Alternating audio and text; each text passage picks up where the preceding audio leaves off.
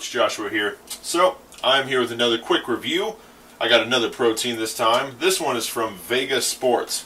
This is another one I also never heard of before I went to that expo. And it is all plant-based protein. My experience with plant-based, I've had them before, but they don't always mix too well. Some people like them for that reason. Also, I mean, if you're gluten-free and you got gluten issues and other stuff, you need to look specifically for, vegan. I mean, whatever it is, you got to look for like soy protein, pea protein, stuff like that. So they, of course, they go for this. But if you don't have to, they're not always the best. They don't always have the best mixability. So we will see. I have not had this one yet.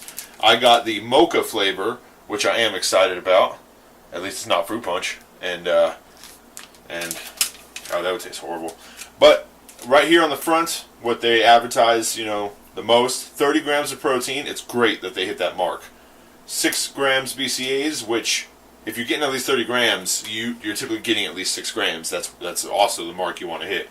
6 grams of glutamine. I've already done a whole blog and stuff about glutamine. If you haven't seen it or read it, go to the website, check it out. Glutamine, for me especially, some people say it doesn't do anything. For me, recovery is so much better when I take glutamine. I always have glutamine. If I had to pick one supplement to keep out of everything, it would be glutamine. So, also on the front, turmeric, tart cherry, probiotics. Most people know what probiotics are. They're digestive health. They help everything just absorb and smooth, especially if you have any kind of stomach issues. And turmeric and tart cherry, they're basically the same thing. They're meant for like anti-inflammatory, helping you recuperate if you have any inflammation going on. Turmeric does more than tart cherry, at least is known to do more. They've used turmeric in a lot of things for a long time. So if you guys haven't seen that, you should read up about it because it does quite a bit. And Chinese herbs and everything, they've been using turmeric for a long time. So, quick breakdown of nutrition facts. Calories, 150, 3 grams of fat, 5 grams of carbs, 30 grams of protein. That is great.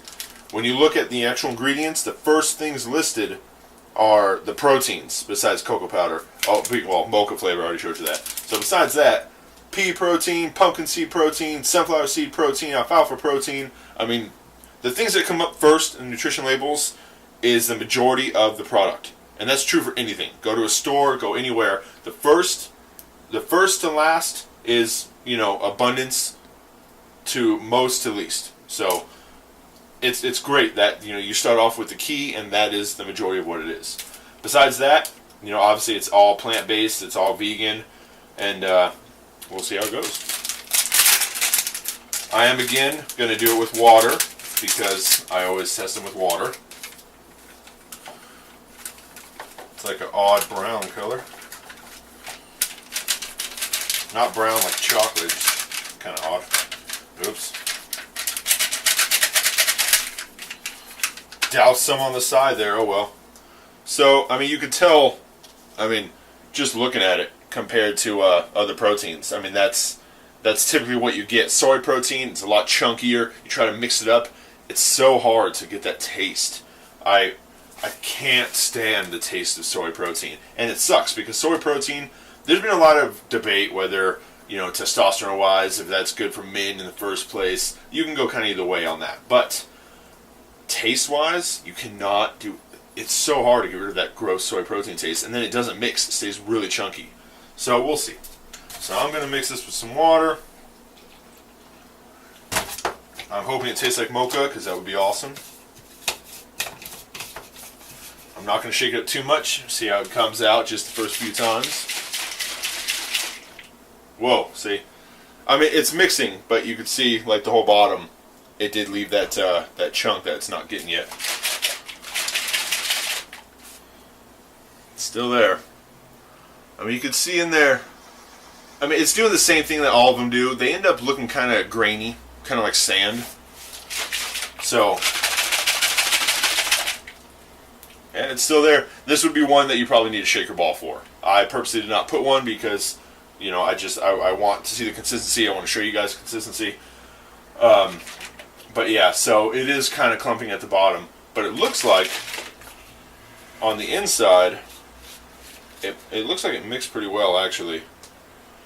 And so you guys can see that it's not real chunky on the inside, though. So see, I really couldn't care less about this, because I mean, you can get that if you have a shaker ball in there. You can get that, or when you drink it, if you do what I do and you put a little water to make sure you get it all and keep drinking it, then you will get that. So to me, it's not a big deal. All I want is, I don't want the real grainy, thick taste, you know. So let's try it out.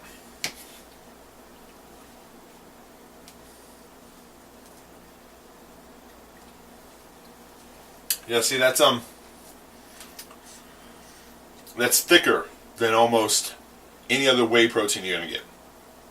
And I know, of course it is. It's plant-based. That's how it goes. But it is thick. The mocha flavor's there, but it has an odd aftertaste. You can taste the kinds of protein they used. You can taste them trying to come out. The mocha's doing a good job trying to hide it, but you can taste it. It's a little bitter. It's like bitter mocha. If this was coffee, you may want to put in a little sugar. If you guys watch my shake videos, you know I like things sweet, so you might not mind this at all. Mocha stuff's usually bitter though. Mocha's usually, I thought mocha was the chocolate one with. Yeah, but stuff. mocha usually tastes a little bitter. Oh. At least when I've had it in any coffee, it always tastes a little bitter.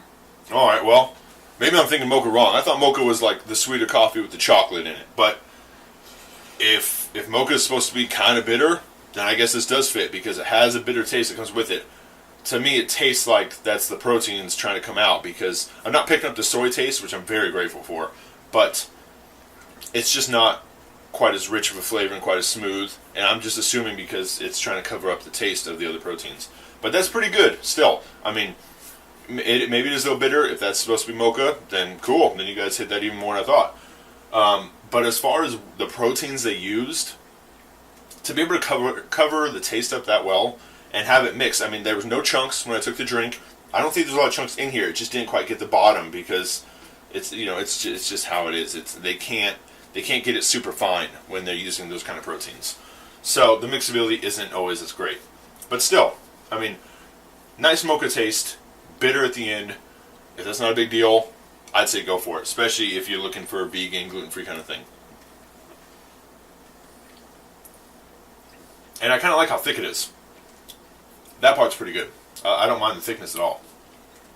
If you use this in a shake or something, I mean, you wouldn't want to put a whole lot with it, but if you put like ice cubes and some other stuff, this could be a nice, frothy, like milkshakey, thick shake. I would think that'd be pretty good. But yeah, check it out, guys. Vegan Sport, and I'm going to finish drinking this. Thank you guys for watching. Please like, share, and subscribe. Anything you want me to review, or any ideas you have, anything you want to comment, please leave it down below. I make at least 2 videos a week. Otherwise, till next time, keep on lifting.